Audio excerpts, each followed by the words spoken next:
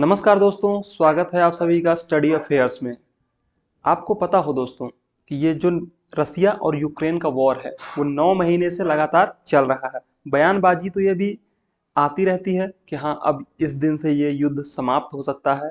इस देश के राष्ट्राध्यक्ष ने ये बयान दिया कि युद्ध को समाप्त किया जाए, ये किया जाए, वो किया जाए, लेकिन ये युद्ध समाप्त होने का नाम नहीं ले रहा है। हाँ, मीडिया ने थोड़ा सा कवर करना बंद किया है या कम कर दिया है क्योंकि बहुत ज़्यादा समय बीत गया है, लेकिन ये वॉर अभी भी लगातार जारी है।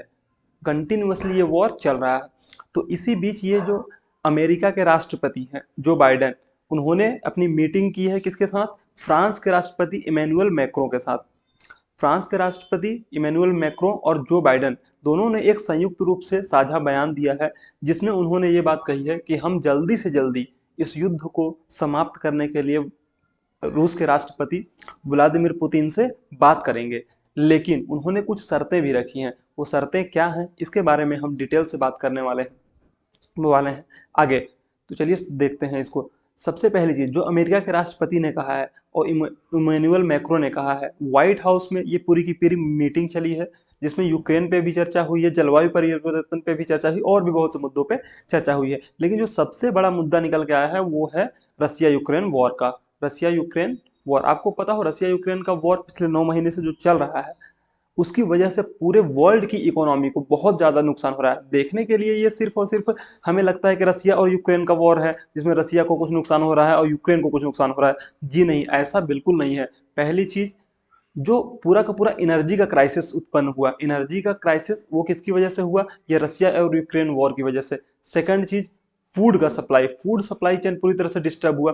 फूड सप्लाई चेन डिस्टर्ब इसलिए हुआ क्योंकि यूक्रेन और रसिया दोनों ही एक बहुत बड़ा अपना ग्रेन्स को प्रोड्यूस करते हैं और उसे पूरे वर्ल्ड को एक्सपोर्ट करते हैं या फिर सप्लाई करते हैं। और तीसरी चीज, फर्टिलाइजर्स। फर्टिलाइजर्स के लिए पूरी दुनिया, लगभग आधे से ज़्यादा दुनिया रसिया के ऊपर डिपेंडेंट है।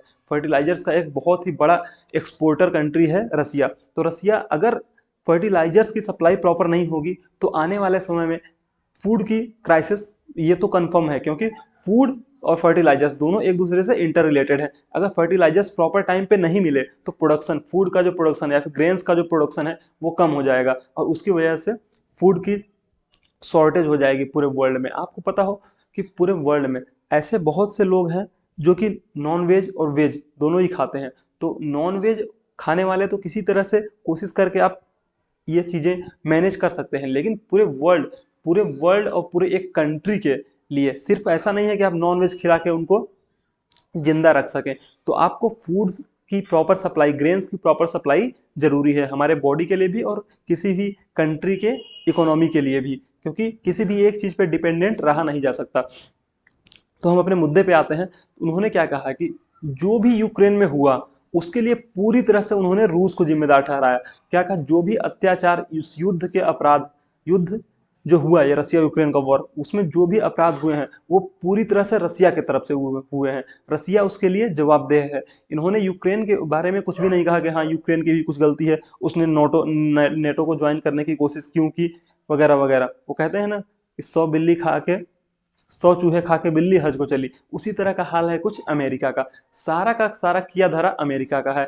पूरे वर्ल्ड में जितने भी क्राइसिस डेवलप होते हैं वो पूरा का पूरा अमेरिका की वजह से होते हैं। चाहे वो अफगानिस्तान हो, चाहे वो सीरिया हो, चाहे वो वियतनाम वॉर हो, कुछ भी हो आप देख लीजिए, सारा का सारा किया धरा किसका है? अमेरिका का है। अमेरिका जब खुद करता है कुछ चीज तो वो किसी को दिखाई नहीं देता। अमेरिका ने जापान के ऊपर बम फोड़ा, क्या?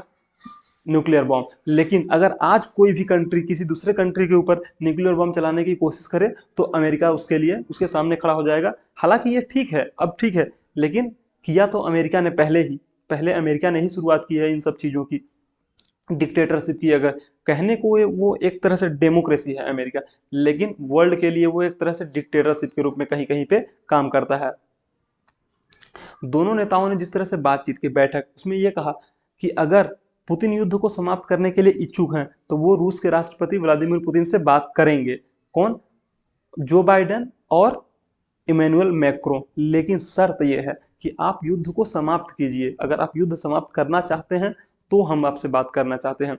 हालांकि अभी तक जो जो बाइडेन है वो बातचीत का विरोध करते आए हैं। उन्होंने ये नहीं कहा था कि मैं रूस के राष्ट्रपति से बात करना चाहता हूं, लेकिन इमैनुअल मैक्रो हमेशा से वो उन्होंने अपने रास्ते खोल रखे हैं। वो हमेशा से ही बात करना चाहते हैं कि जल्दी से जल्दी मैं इस वॉर को खत्म करवाना चाहता हूं, चाहे वो कैसे भी हो।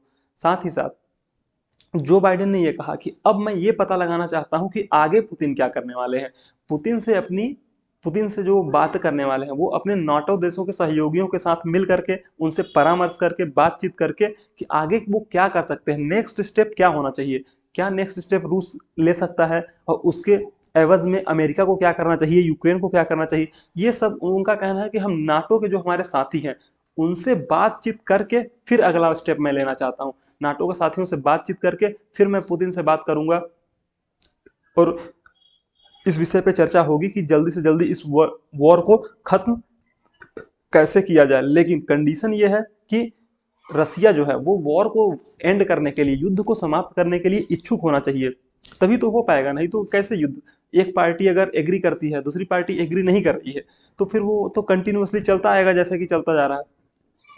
साथ ही साथ इसने बाइडेन ने एक क्लियर कट कहा है कि मैं इस जो भी चीजें करने जा रहा हूँ या फिर जो भी करना चाहता हूँ वो अपने दम पर, केवल अकेले के दम पर नहीं करने जा रहा हूँ, बल्कि पूरे सभी लोगों को साथ में लेकर के इस चीज को आगे, ताकि रूस के ऊपर एक प्रेशर भी क्रिएट किया जा सके कि हाँ जल्दी से जल्दी वॉर को खत्म कीजिए, क्योंकि इससे पूरे वर्ल्ड को बहुत ही ज्यादा नुकसान हो रहा है, बहुत सी चीजों के क्राइसिस डेवलप हो गए हैं। साथ ही साथ मैक्रो ने क्या कहा, मैक्रो ने कहा कि मैं पुतिन से परमाणु संयंत्रों की सुरक्षा पर बातचीत करना चाहता हूं कि जो भी परमाणु संयंत्र हैं उनकी सुरक्षा की जाए, उनकी जो भी परमाणु न्यूक्लियर वॉर है उसको किसी भी तरह से टाल दिया जाए, न्यूक्लियर वॉर ना होने पाए, क्योंकि न्यूक्लियर वॉर होने का मतलब फिर एक तरीके से वो वर्ल्ड वॉर के रूप में हो जाता है, वर्ल्ड वॉर के रूप में कन्वर्ट हो जाएगा अगर ये न्यूक्लियर वॉर की तरफ जाता है।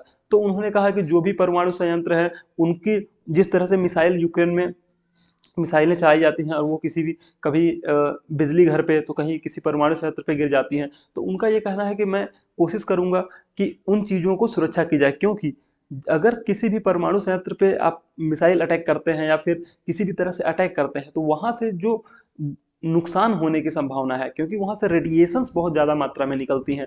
किसी भी परमाणु संयंत्र पे अगर अटैक होता है तो वहां से जो रेडिएशंस निकलेंगी उससे बहुत ज़्यादा लोगों की जान जा सकती है। तो इस तरह से चीज़ों को कंट्रोल करने की कोशिश की जा रही है दोनों के द्वारा, जो कि बहुत ही अच्छा है। साथ ही साथ अमेरिका और फ्रांस के राष्ट्रपति के बीच में जो बात हुई है, इसके एवज अलावा और भी दो चीज़ों पे बात हुई है।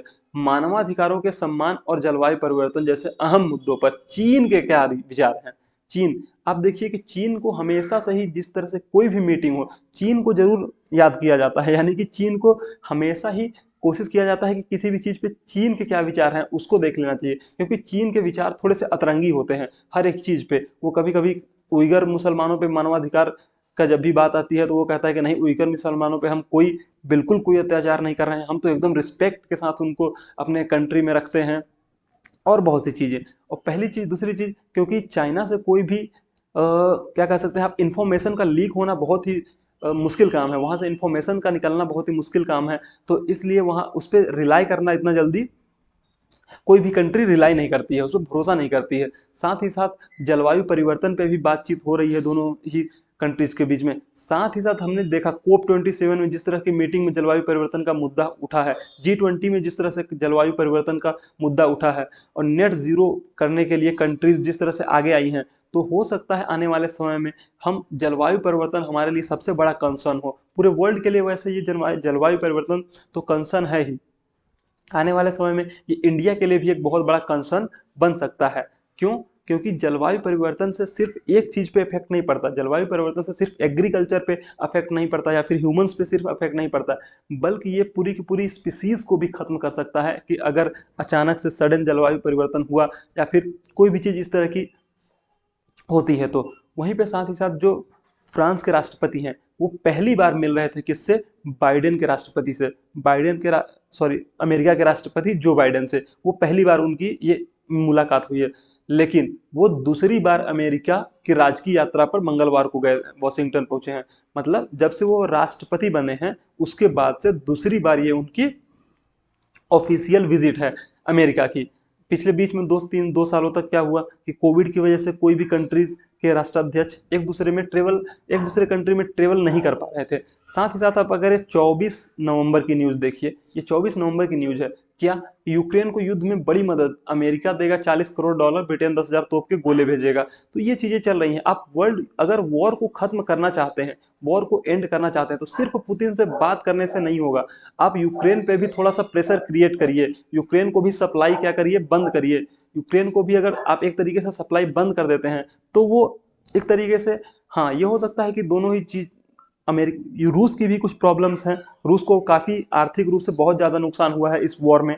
लेकिन यूक्रेन यूक्रेन ये वॉर क्यों लड़ पाया? क्योंकि उसको वेस्ट का पूरा सपोर्ट मिला, अमेरिका हो चाहे जर्मनी हो, यूके हो। तो इन सभी लोगों के सपोर्ट से ही ये यूक्रेन पूरा का पूरा वॉर आगे तक लेके गया है। जिस तरह से ये वॉर चला है तो मान सकते हैं ये कि ये रसिया वर्सेस वेस्ट चल रहा था वॉर। तो इसमें नुकसान किसका हुआ? नुकसान सबसे ज्यादा हुआ यूक्रेन का। यूक्रेन के लोगों को प्रॉब्लम सबसे ज्यादा फेस करनी पड़ी। तो इस वॉर को जल्द से जल्द खत्म करना चाहिए। अमेरिका और यूक्रेन को भी सोचना चाहिए कि हाँ, हम सप्लाई इस तरह से, जिस तरह से कंटिन्यूसली सप्लाई देते जा रहे हैं, क्या होगा? कुछ भी नहीं होने वाला।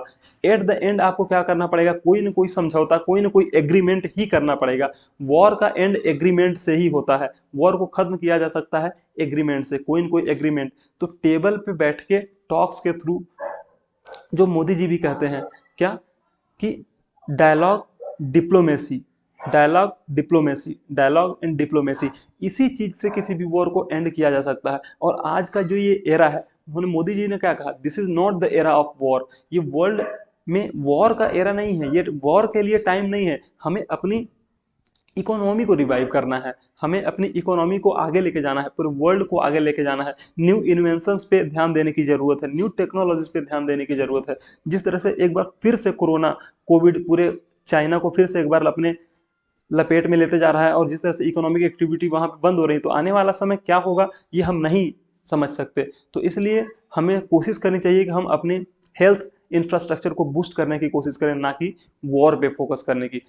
ये आप देखिए, ऋषि सुनक यूके के पीएम बनने के बाद उन्होंने जेलेंस्की से मुलाकात की और उन्हें काफ़ी सपोर्ट प्रोवाइड करने की भी बात की थी। तो ये सभी चीज़ों को थोड़ा सा कम करने की ज़रूरत है, ताकि जल्दी से जल्दी इस वॉर को एंड किया जा सके।